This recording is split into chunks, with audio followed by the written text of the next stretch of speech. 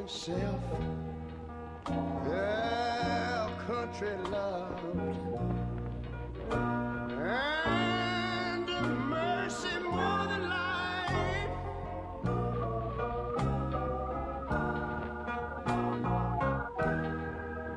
America, America,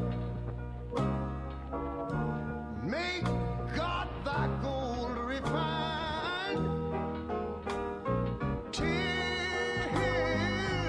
all success be nobleness, and ever again divine. And you know, when I was in school, we used to sing it something like this. Listen here. Oh, beauty far spacious skies, far amber waves of grain,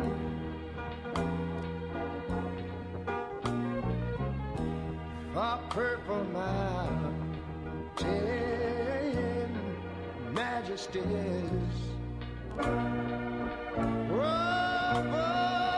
the fruited plain. But now wait a minute, I'm talking about America, sweet America. You know, God done shed his grace on thee. He crowned thy good.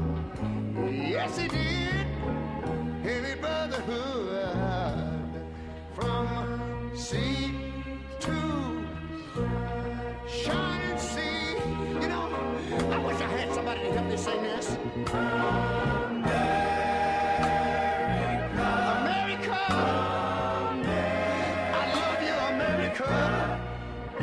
You see, my God, he done shed his grace on thee. And you ought to love him for it, because he crowned my good. He told me he would. Every brotherhood from sea to shining sea. Oh, Lord. Oh, Lord. I thank you, Lord.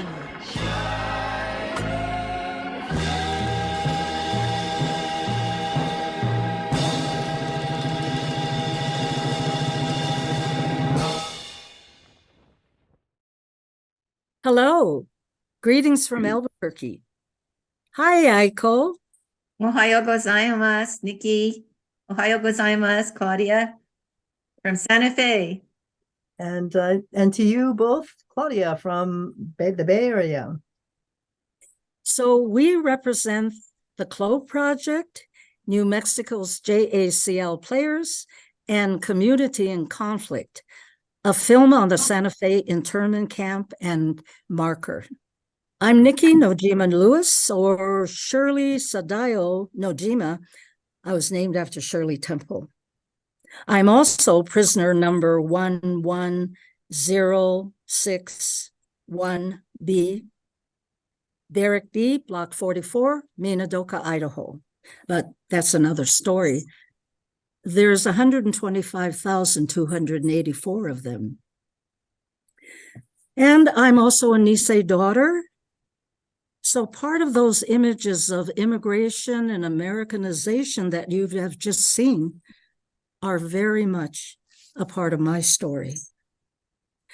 I ended those slides at Pearl Harbor because for me, it's the demarcation point between the life my parents left and their uncertain future. That future was immediate for my dad because within hours of the attack on Pearl Harbor in Honolulu, the FBI was in our home in Seattle, Washington. It was my 4th birthday. My father and my mother and I were thrust on different journeys, both involving confinement behind barbed wire and under gun towers, ours in Minidoka, my dad's in all-male prison camps in Lordsburg and Santa Fe, New Mexico. We never lived together as a family again.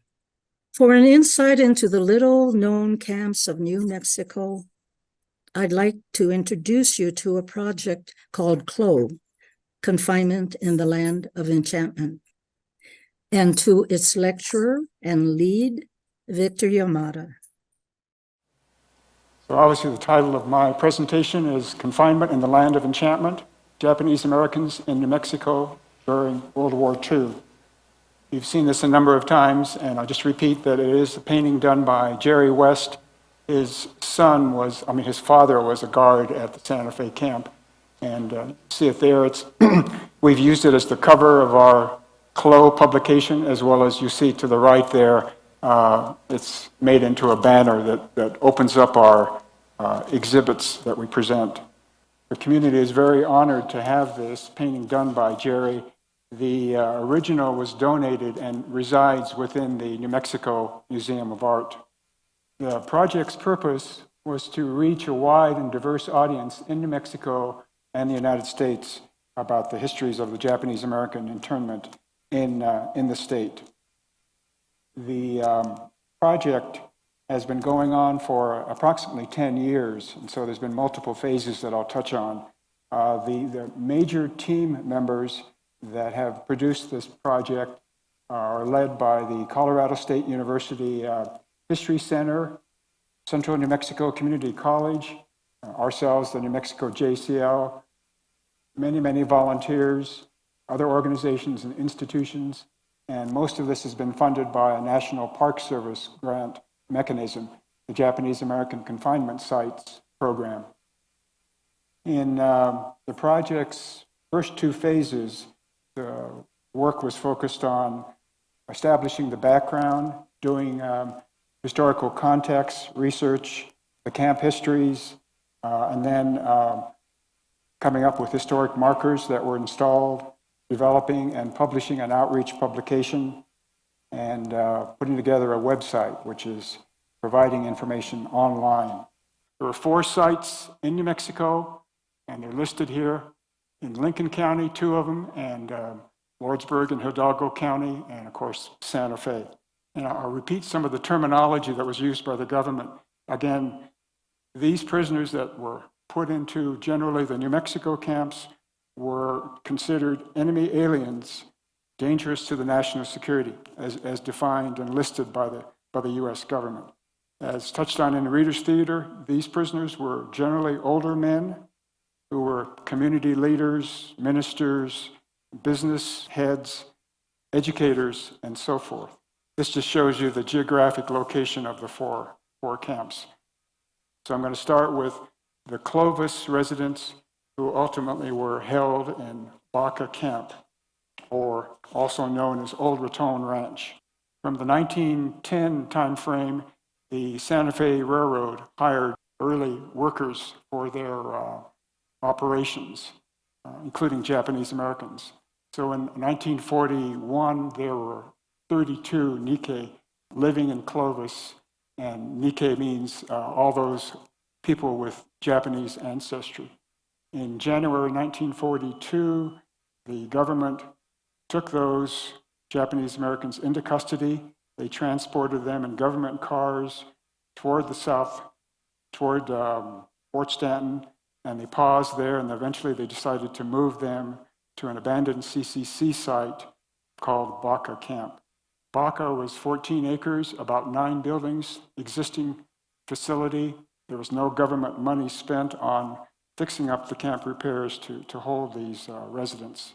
The Japanese Americans were held there for almost a year, and then they moved out generally to the family or the WRA camps.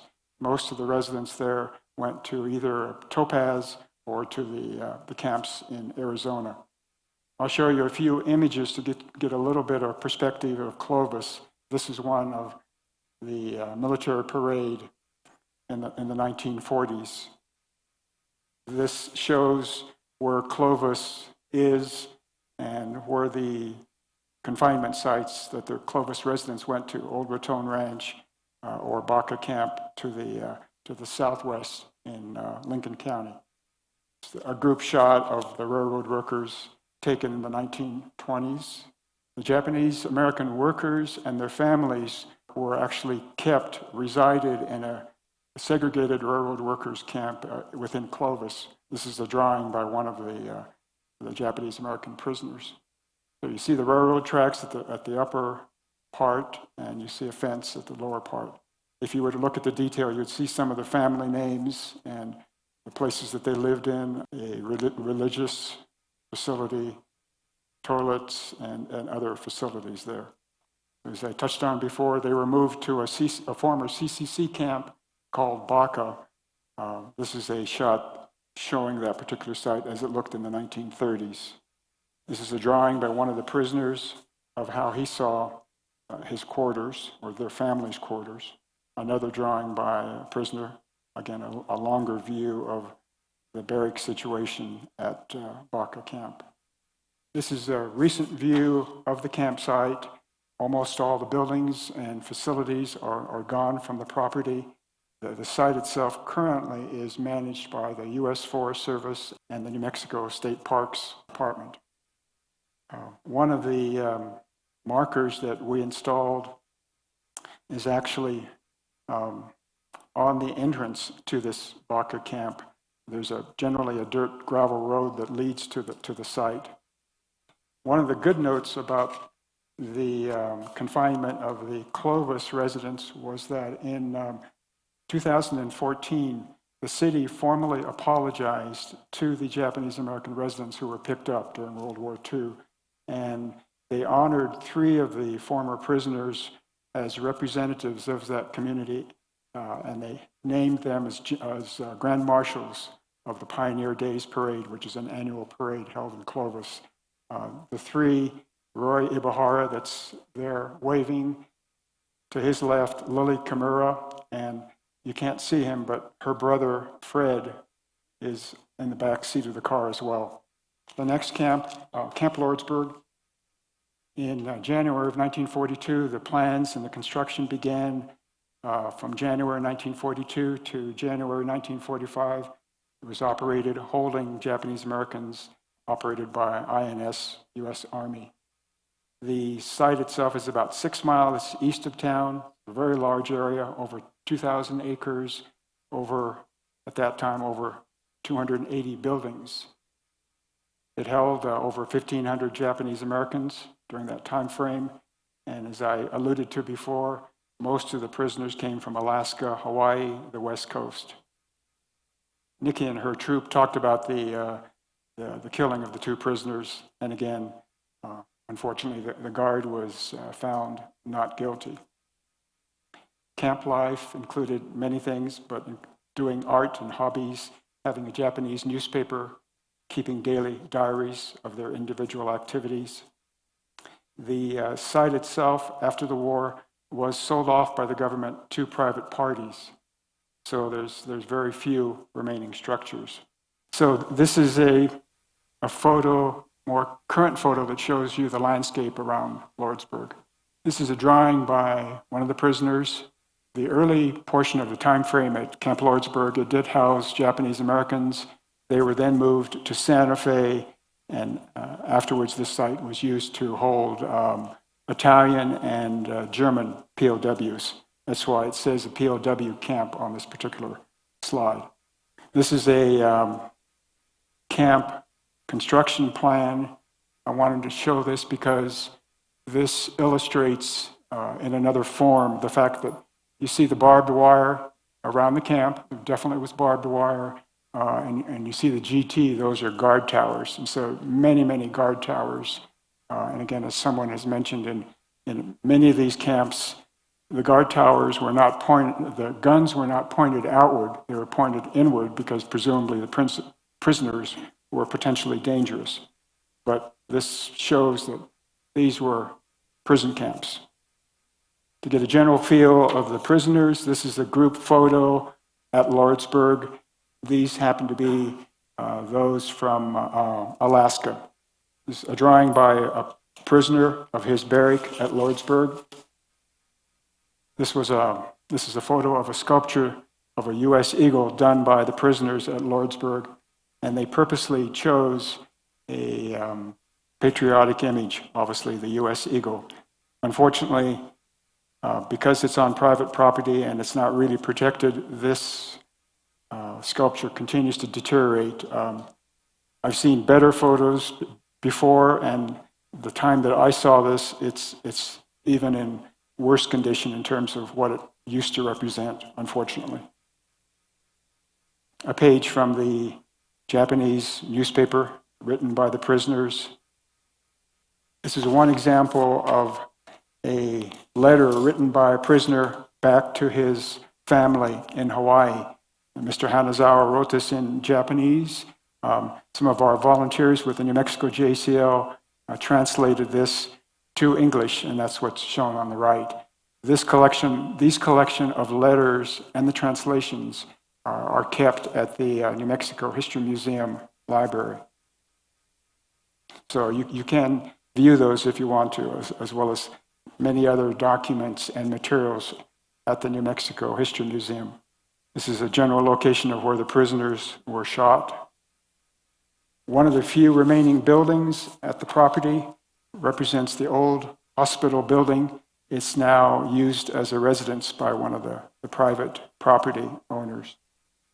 Okay. Next, third camp and the largest, Santa Fe. In February 1942, the INS started to acquire the property, about 80 acres from the New Mexico Prison Department, an abandoned CCC site built in the 1930s, about 1.5 miles from the center of town, about a 2-month conversion with prisoners starting to show up in March. Deactivated for a time in late 1942, and because of the move of the Lordsburg prisoners and other activity, it was reactivated in February 1943 and expanded to hold a larger population of prisoners. The camp in total operated until April of 1946 with over 4,500 Japanese American prisoners in total. A couple of quick additional notes here. To me, one of the ironic things is that, as you heard from the Reader's Theater, there was so much concern about the potential security risks with those held in the camps.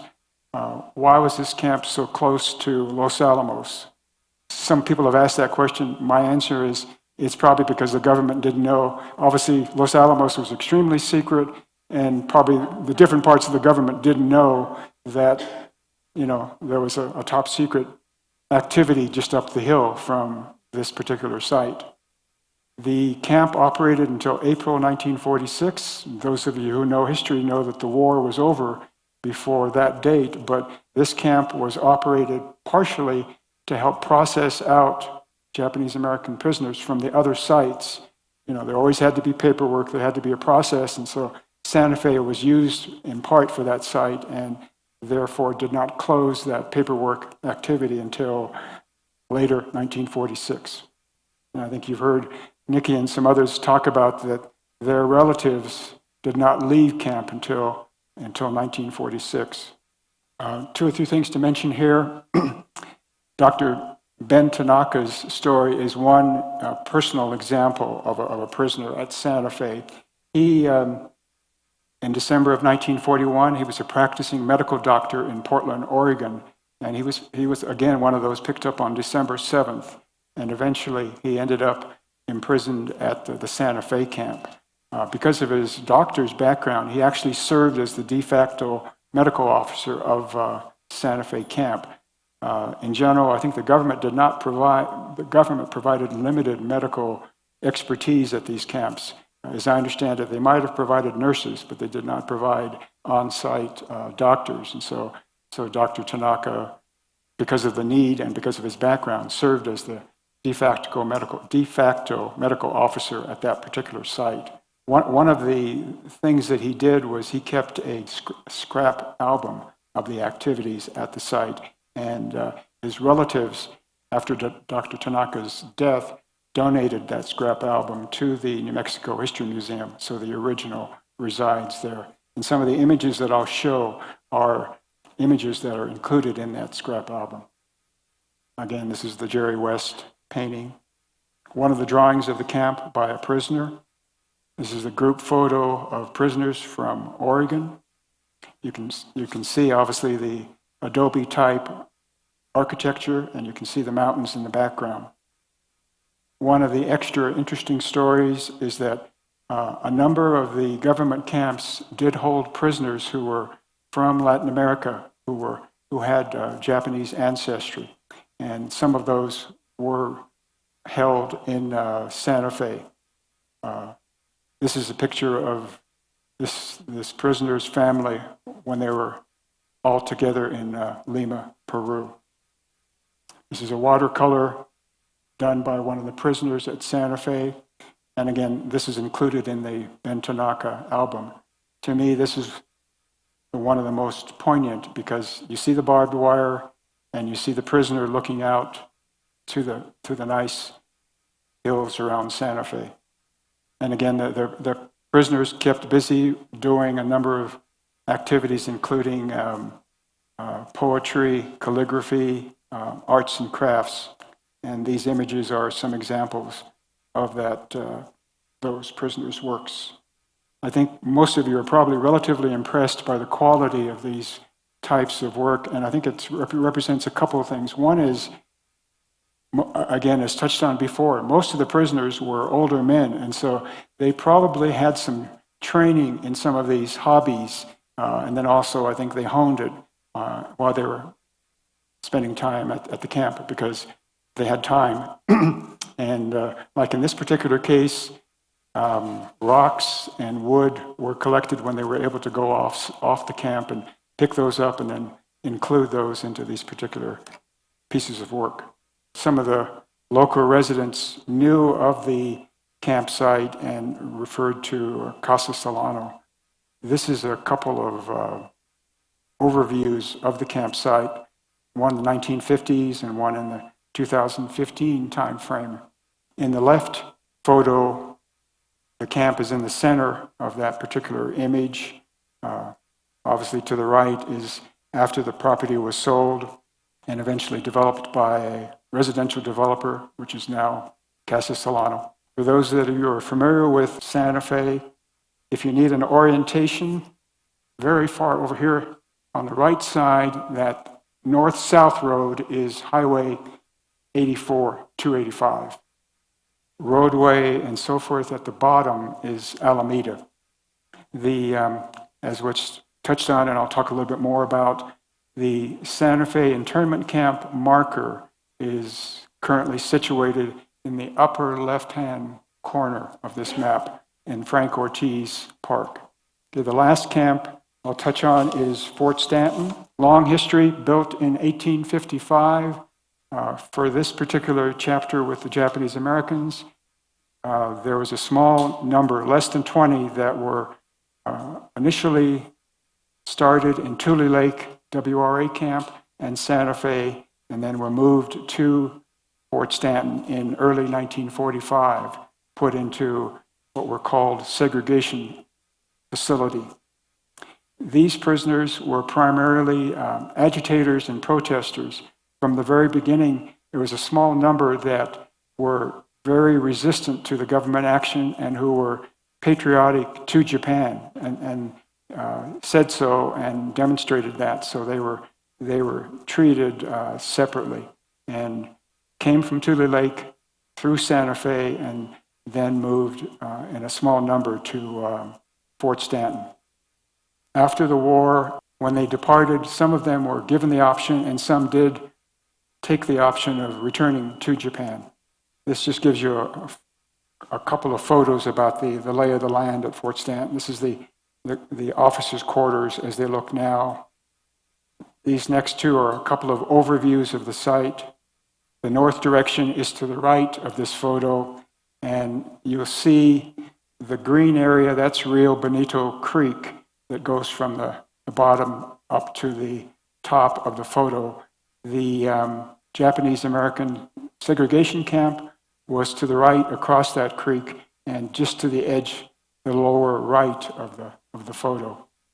This is the photo of the type of housing that these prisoners were held in at Fort Stanton. They're called victory huts. This particular shot is from one of the other camps, I believe Crystal City in Texas. This is a current view of the campsite. Again, all the buildings are gone. One of our historic markers is in this particular spot that's shown here. Generally, except for Clovis, all those Japanese Americans who were imprisoned at the confinement sites in New Mexico were from outside of New Mexico. They were from the coastal states, Hawaii, Alaska, and so forth.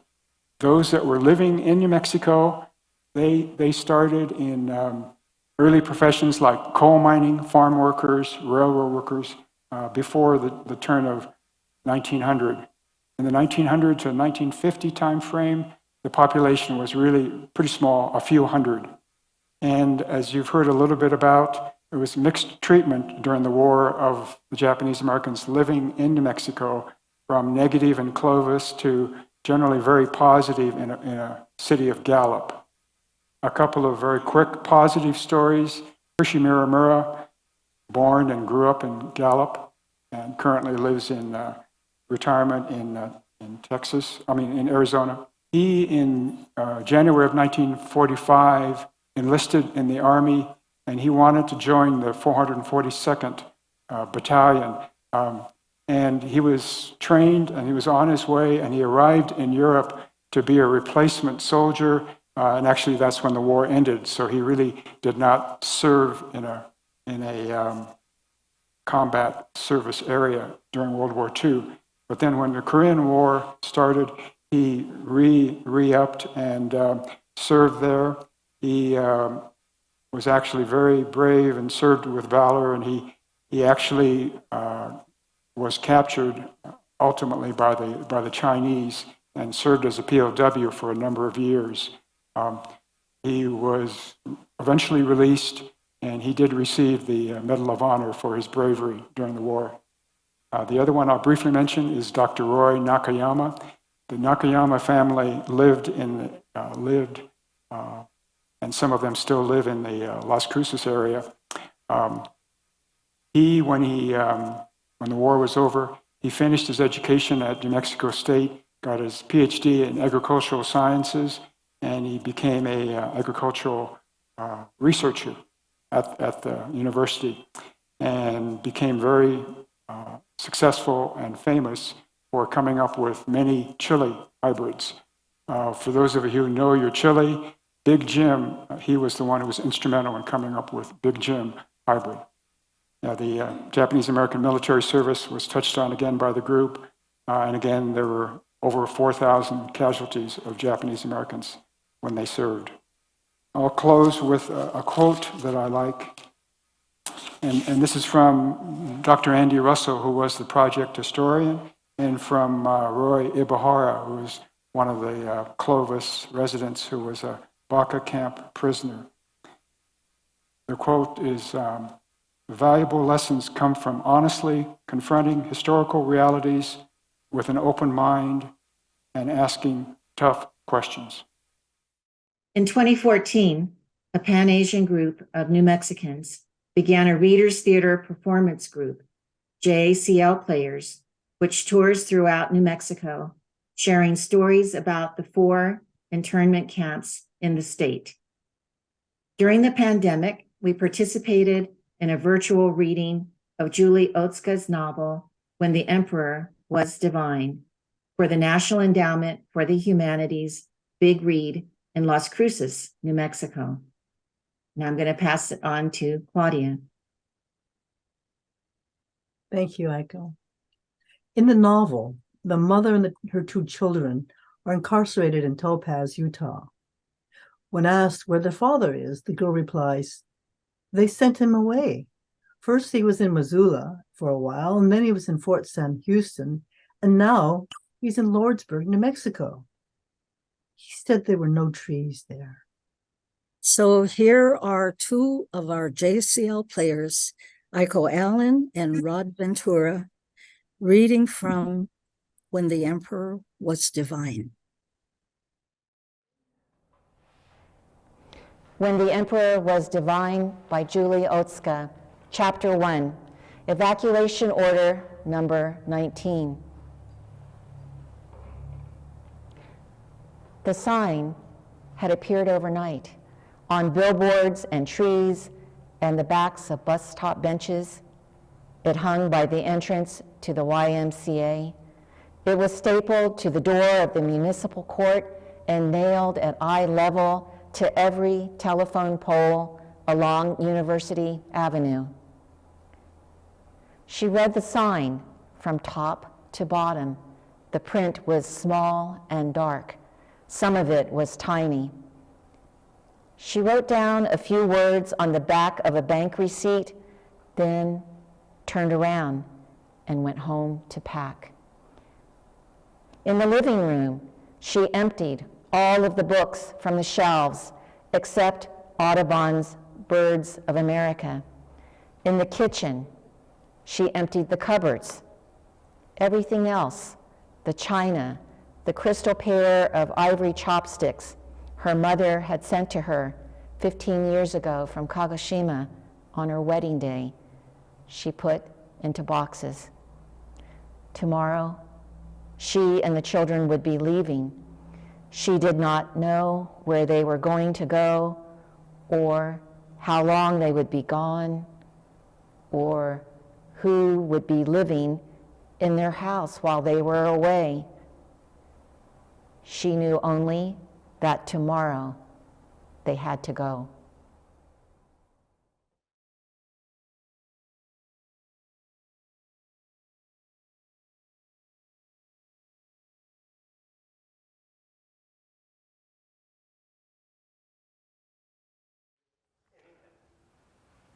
The War Relocation Authority had sent each person home with a train ticket and $25 in cash. $25, we learned, was the same amount given to prisoners on the day they were released from prison. Mr. Meyer never came home, shot down on his 8th raid over Ribot. Mr. Woodruff never came home, disappeared in Bataan during the first months of the war. Mr. Kavanaugh came home, but he was not the same man as before. Gassed, we heard one man say, addicted to morphine. That man's shell-shocked, doesn't even know his own name. Then we remembered our own father, who had been taken in for questioning in his bathrobe and slippers, and we felt ashamed. The house did not smell good. We did not care. The paint was peeling away from the walls, and the window frames were black with rot. Our furniture was gone. It did not matter. We were home. We were lucky to be home. Many of the people who came back with us on the train had no homes to return to at all. Tonight, they would be sleeping in churches and hostels and on cots at the YMCA. The telegram was delivered on a foggy, wet night in December. Leaving Santa Fe today. Arrive Sunday, 3 p.m. Love, Papa. For the next several days, we did nothing but wait for the hours to pass. We went to school. We went home. We watched the clock. He's in Albuquerque now. He's in Flagstaff. He's crossing the Mojave. On Sunday, near dusk, our father's train pulled into the station. A light rain was falling, and the windows of the train were streaked with water and soot. Then the train came to a stop, and a small, stooped man carrying an old cardboard suitcase stepped out of the last car. His face was lined with wrinkles. His suit was faded and worn. He moved slowly, carefully, with the aid of a cane we had never seen before. Although we had waited for this moment for more than 4 years now, we did not know what to do. And when our mother pushed us gently from behind, all we could do was stare down at our shoes, unable to move. because the man who stood there before us was not our father. Then he got down on his knees and took us into his arms, and over again he said our names, but we still could not be sure it was him. Our father, the father we remembered and had dreamed of all through the years of the war, was handsome and strong. He moved quickly, surely, with his head held high. He liked to draw for us. He liked to sing for us. He liked to laugh. He never said a word to us about the years he was away. He never talked about politics or his arrest or how he had lost all his teeth. He never mentioned his loyalty hearing before the alien enemy control unit. He never told us exactly what he was accused of. And so he stayed home day after day, and every afternoon when we came home from school, he fixed us a snack, jelly and crackers or a plate full of apples, carefully peeled and sliced. He always seemed happy to see us. "So tell me the news," he called out to us the moment we walked through the door. We sat with him in the kitchen and talked about school, the weather, the neighbors, the same thing we talked about before the war. He leaned over in his chair as though he was listening, but no matter what we were saying, his response was the same. "Is that so?" Always it seemed he had something else on his mind. The man who came back on the train looked older than his 56 years. He wore bright white dentures, and he'd lost the last of his hair. In the beginning, he wandered from one room to the next, picking up objects and looking at them in bewilderment, and then putting them back down again. He wore the same loose, baggy trousers all day and was convinced someone was watching the house. He rarely spoke to anyone unless he was spoken to. He was suspicious of everyone. Anyone, he warned us, could be an informer. He never went back to work. The company that had employed him before the war had been liquidated right after Pearl Harbor. No one else would hire him. He was an old man. His health was not good. He had just come back from a camp for dangerous enemy aliens.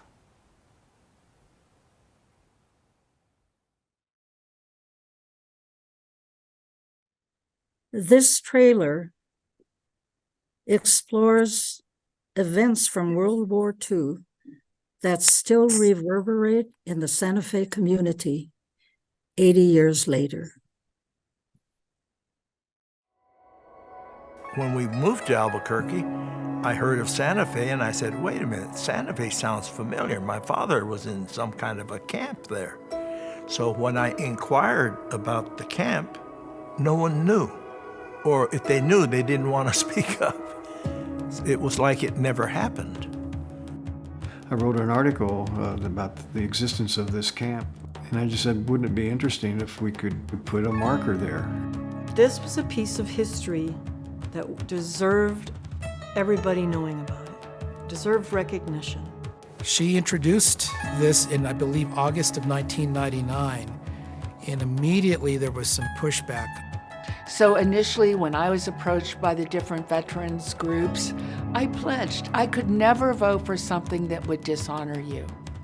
People are very reverent, and I included, toward the Bataan Death March survivors. That's a big thing here. And in no way was this marker an attempt to disrespect ever any of that valiant service. I was called in to the city manager, said, we need to get community dialogue. We need to resolve this. We need to see where citizens are at, and we need to decide whether we're going to do this or not.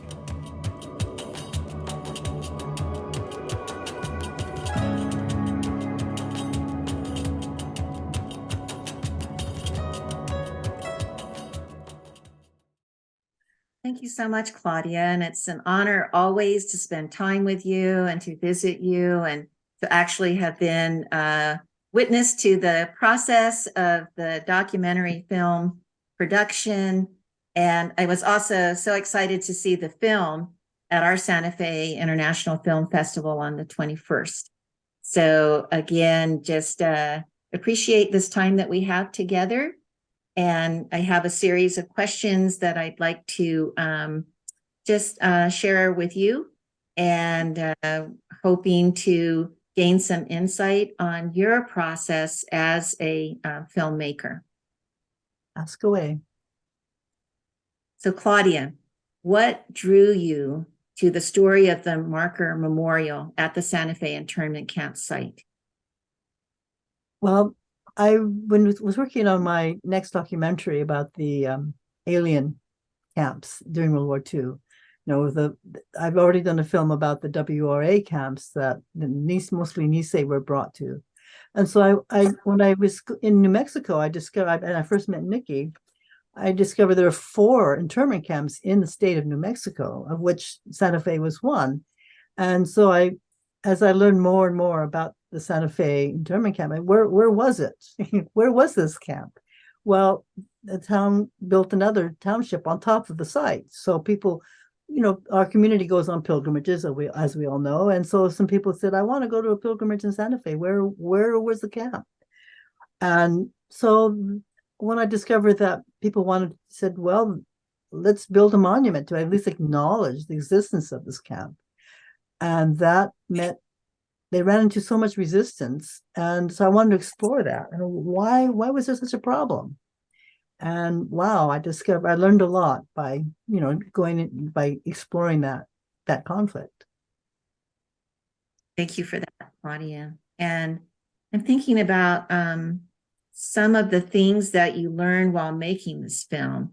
What comes to mind as a takeaway, since I know it was more than a year's process of putting all of this together.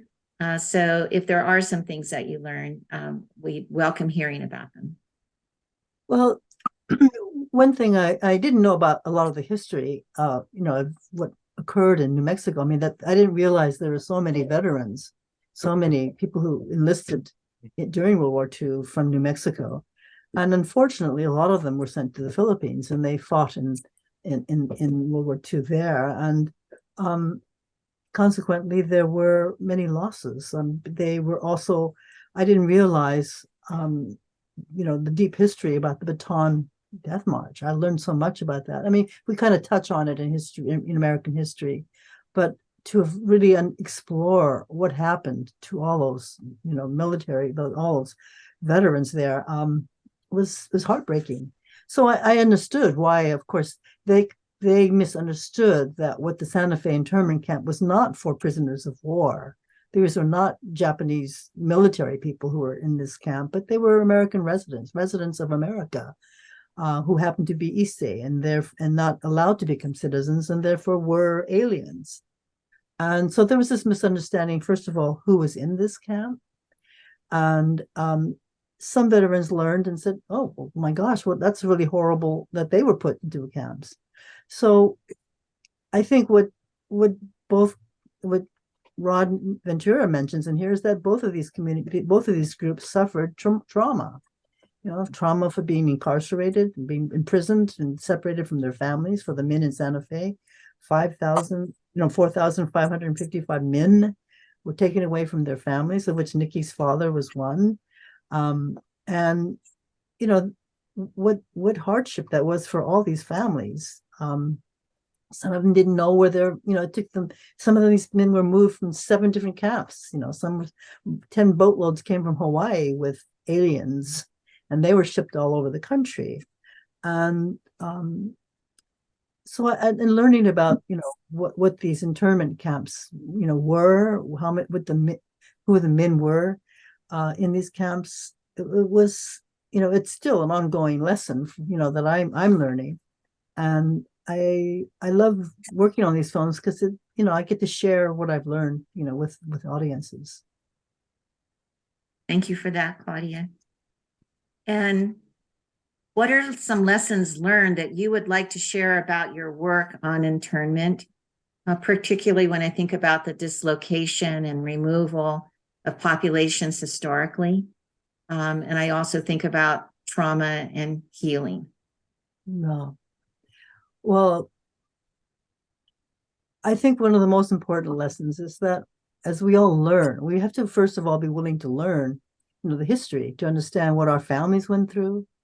And it's so many of our families didn't share what they personally had to endure.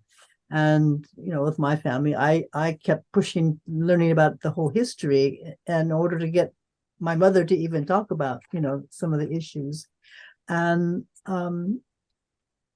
because when people feel trauma, they often don't want to talk about it because it's painful. People who are imprisoned in war, they don't want to talk about that because it's painful.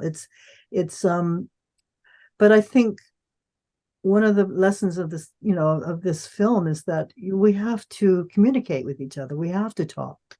If there's misunderstanding, it clears up misunderstanding. It clears up, and it makes people see each other as human beings. I think it's like, I didn't realize how horrible the Japanese military treated you. I mean, that's really horrible. And of course, I understand why you would object to anything having to do with Japan. But we're not, we're Americans. We're not Japanese. And I think it takes a while for people to understand that, my family's been here since the 1880s. Does that make me American yet? It's like, no. I mean, the Native Americans, they're still suffering trauma. And I think we all have to just talk to each other. And that's what, I think the most important lesson here is communication. When you can sit down and just speak the truth to each other and learn from each other, understand why you're feeling this resentment.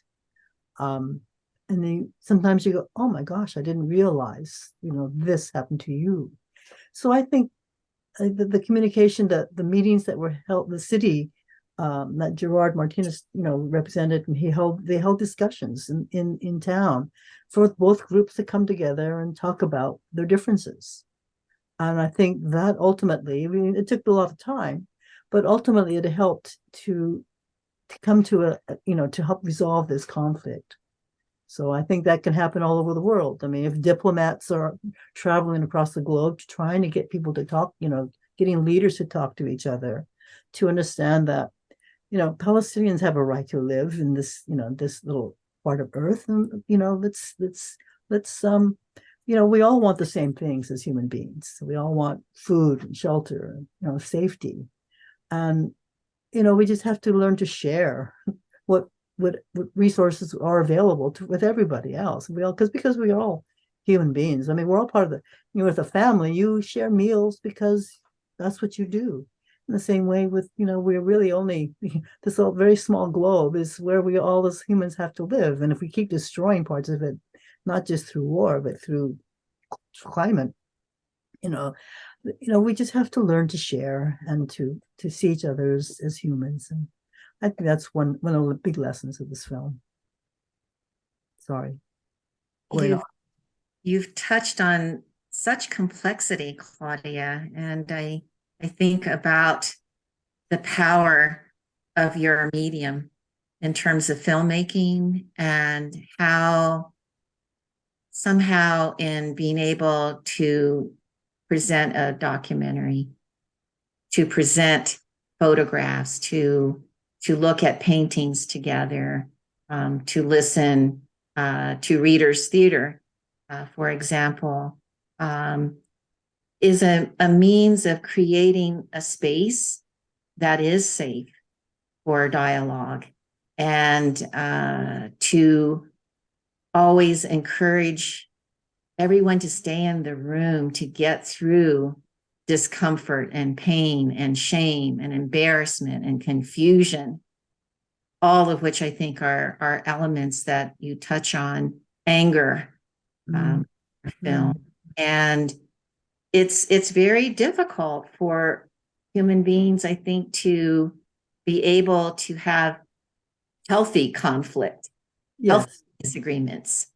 And so when I think about community and conflict, you were talking about Gerard's work with the community dialogue process. And I'm wondering, when we look at the work that you are doing and really continuing to weave into our narratives historically of what happened, is there anything that you would like to share with this audience on Zoom about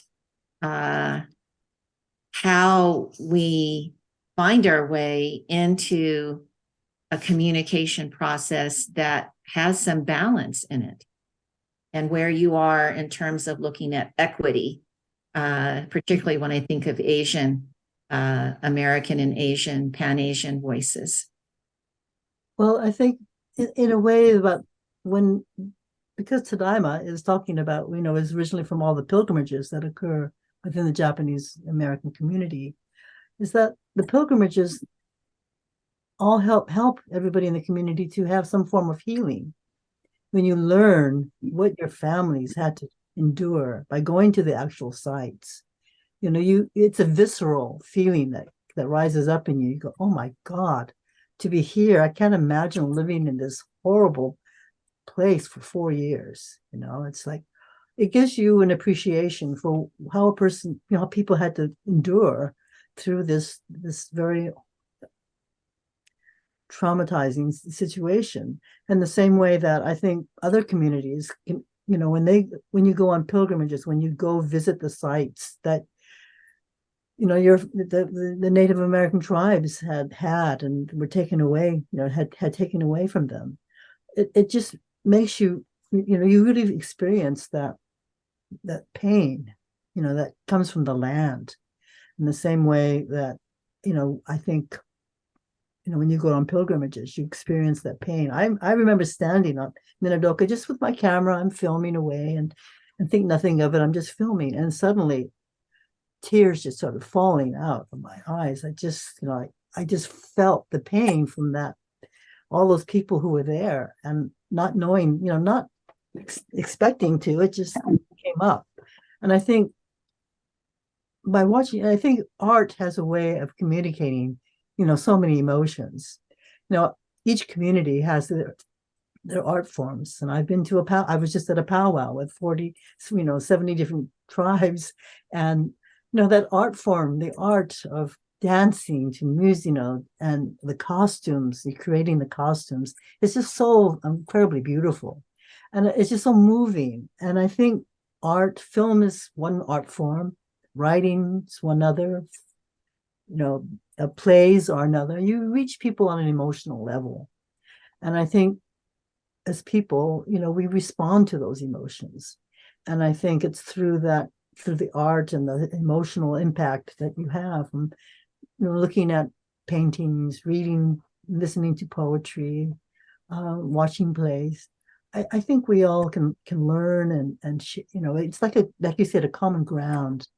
And I think that's a way to get people, just only for a moment, to think, to understand and connect with other people, whatever your cultural background is.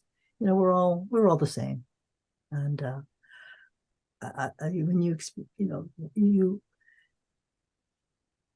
I hope that people can just take a look, it makes them take a look at the rest of the people beside them and go, oh, okay, let's talk. And one thing I think is the people in this film, some of the council people in this film, had to really step up.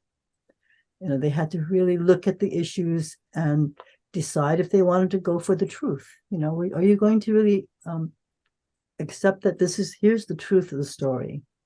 And I need courage to say, this is the truth. And even though a lot of members of my community don't want to accept this is the truth. There was an internment camp here. And in this case, it was just putting a monument. People wanted a monument to indicate, to acknowledge that there was this prison here in Santa Fe.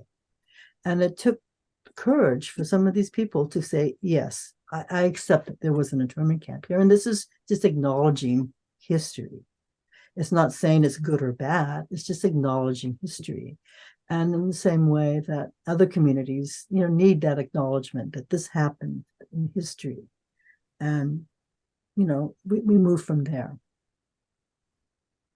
Thank you for that, Claudia. And while we're thinking about the topic of markers and memorials and statues, certainly here in Santa Fe, we've recently had yet again an eruption of violence and passion, great passion around the Juan Oñate statue, which was to be placed in Española. So when you think about markers and memorials, do you have a perspective when we think of the discourse publicly about the removal of statues and anything that you might think is a way that we can approach what the meaning and value of markers are to various populations? Well, I mean, I think people should just have some sort of sense of, the word is slipping in my mind right now, but it's like, if you could put yourself in the place of a group of people who were enslaved, what would you want if you what would you want to happen if you knew that your people were victims of these conquistadors? Would you still want a statue of one of those killers in your town? Your people were slaughtered by this man. Would you want a reminder that there's this man who slaughtered your people sitting in your neighborhood? I mean, if you talk to people, and see what their real feelings are. I mean, you just have empathy. I think when you have empathy in the world, you realize that, yeah, these statues really do bring up incredible pain. I wouldn't want somebody who traumatized my people to be sitting in the middle of my neighborhood. Would you? And if you talk about it, then maybe you could, go, yes, let's talk together and let's remove this statue. It doesn't belong here. And rather than, have violence to remove it, let's just talk. And if you get people to empathize just for a moment, then maybe we would avoid, more violence. That's, again, it's communication.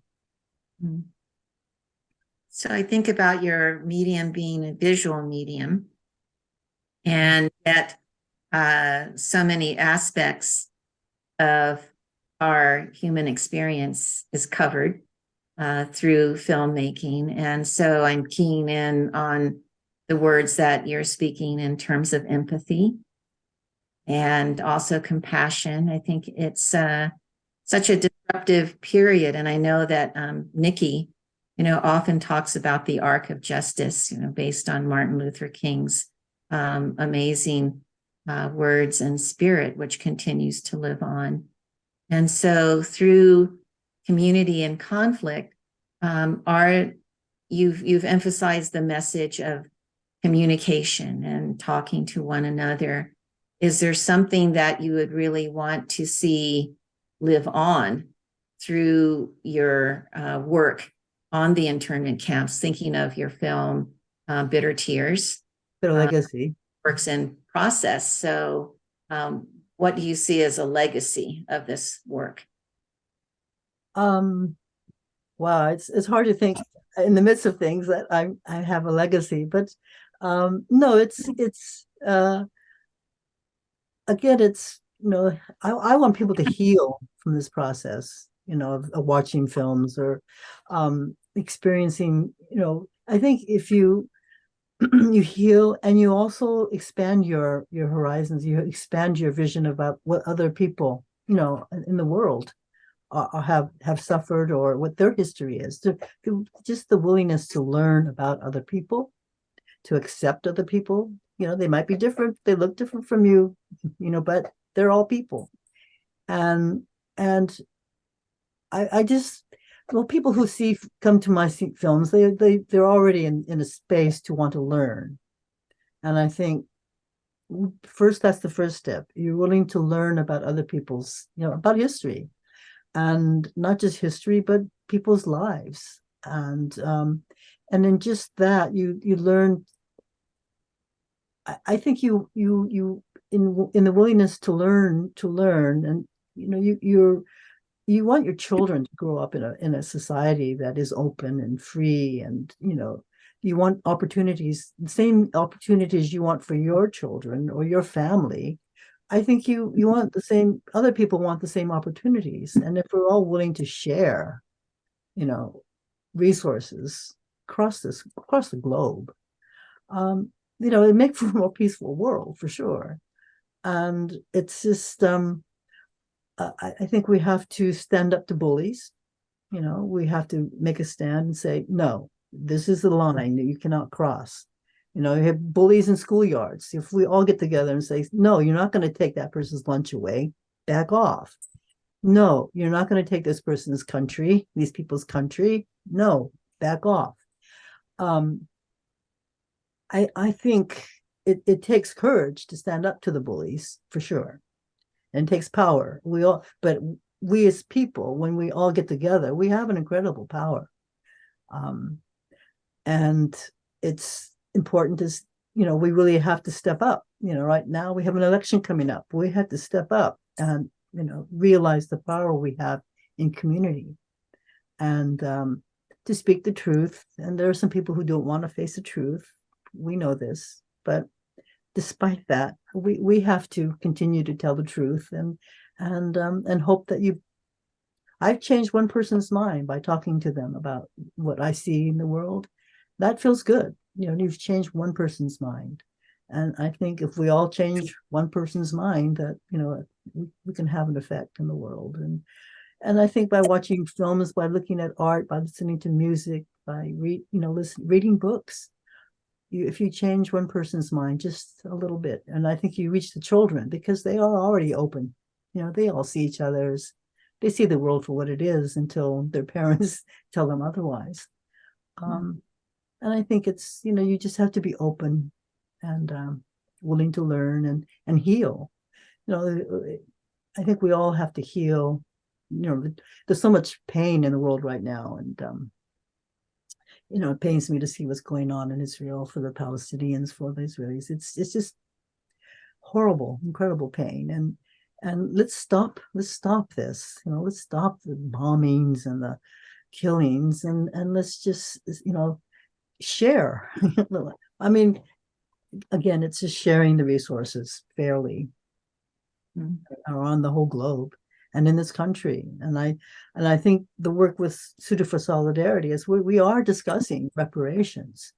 Reparations in this country itself. Land was taken away from the indigenous people, and what would be a fair sharing of the resources today? Well, I know people aren't going to give up all their land, but we make resources available. We pay a tax.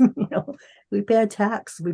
We help them. We provide education at a fair, to all these people who have suffered, historically. And to me, it's reparations is a way to start looking at how do we begin to share resources across all the communities who have, had things taken from them historically. And I think it's only fair, that if we start in this country, then maybe we are an example to other countries and how we share resources. I'm sorry. Claudia, that you're willing to take on these questions, which we spend many hours in conversation about. And I think across Mother Earth, there are so many women in conversation for the reasons that you're reflecting on now, in terms of balance and harmony and equitable sharing of resources. And we hope that dialogue just continues to expand. volume is pumped up, and what is it that we will say no more to? And you've touched on your work as an activist, as an advocate for social justice when you mentioned Sudo for Solidarity. And I know that you're engaged with filmmaking there. So if you would be willing to share something with us that inspires you about this group and its focus. Well, Nikki is also part of Sudo for Solidarity. You want to come in, Nikki? Yes, that's right. I mean, we have been in, as a group, as we've been to the prison sites where, women and children have been separated from their families today. It's just horrible to realize that history is repeating itself. We in the Japanese American community know about, having our family be separated. Nikki's father was separated from her as a child, and that's such a horrible, traumatic experience that you can't help but want to help support them and then bring attention to their plight and stop this. We have to stop this separation of families today. We've crossed the border, we've gone into Mexico and seen the circumstances that people are fleeing. I mean, the trauma, the killings, within the countries in South America that, we understand they want asylum. That's what this country originally was, a place, people who, this is a country where people came from all over the world because it offered opportunities. And I think, again, it's a willingness to share those, the resources that are here, and to everybody bring so much of their culture. We are a country of richness because we are so many cultures, and we're better for it. So let's, that's what Sudo for Solidarity is fighting for. It's like, stop this horrible imprisonment of families seeking asylum. Stop separating them. Let's help them, because they give back. They'll do jobs that many people don't want to do now, but they, people coming to this country, hey, whatever we can do, we'll work. People want to work. People want to contribute. This is a natural instinct. And I think, Sudo's work is like, let's stop this, imprisonment process and just speed up the asylum process, please. So I've been able to film, do filming of, people in dialogue with each other, people who are seeking asylum here. And it's so very moving to hear the stories, personally. What, you have one person again, it's like, oh my gosh, you have one person wanting to become, a dreamer, who's looking for opportunities in this country. And they're now working to help others in the same situation. So again, it's people are willing to contribute, to put in the work to help other people. And that to me is such a beautiful, beautiful experience to be part of. Thank you for that. And Nikki, I was just going to check in with you and ask you the same question about what inspires you about being a member of Sudo for Solidarity. Well, everything I feel about the arc of justice, about solidarity, about breaking the silence, through my 80-year experience with the incarceration experience, is represented in Sudo for Solidarity. It's a cross-generational group of people who have experienced the trauma of, and I don't say that have been healed by the trauma, but have worked toward healing through compassion, through our various passions, whether it's for art or activism or a combination of so many of these things.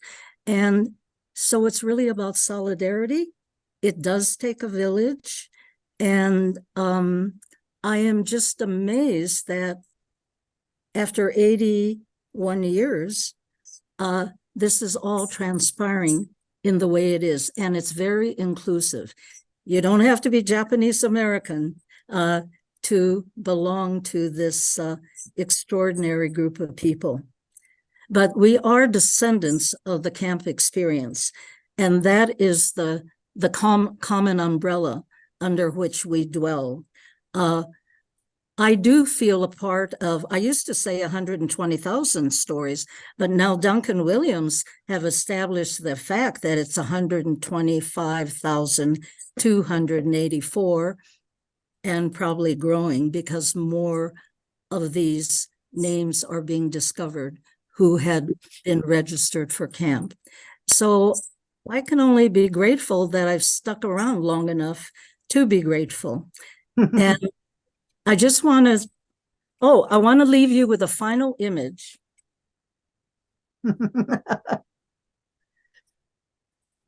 These are many faces that will be familiar to New Mexico audiences, and they are portraits of courage and resilience. And, Claudia talks about truth. So these are the people that refuse to turn away from history. One of the mayors of another incredible story that comes out of Clovis, New Mexico, which in 1942, the segregated town of Clovis ousted their small Japanese American community, 35 people, 17 of whom were children. They ousted them into the fourth camp of New Mexico, DOJ camp of New Mexico. And then in 2014, 70 plus years later, the mayor of that town discovered what had happened. He hadn't even been born at the time this occurred, but he insisted on finding the survivors of that town. And there were 3 of them, a brother and sister living in Portland, Oregon, and a peace activist living in Oberlin, Ohio.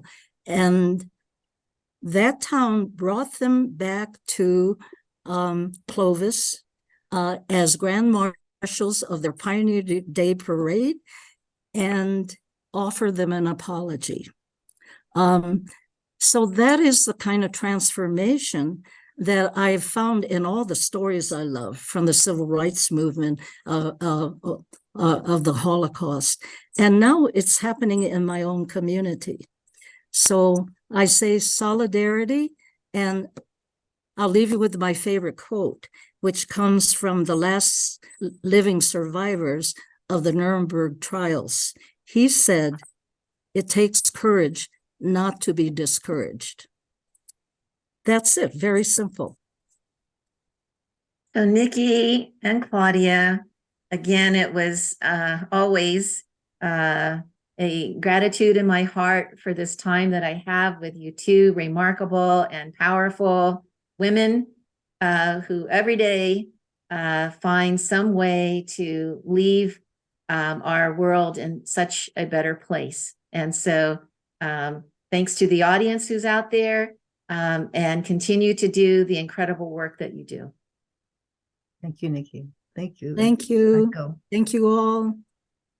Stay well.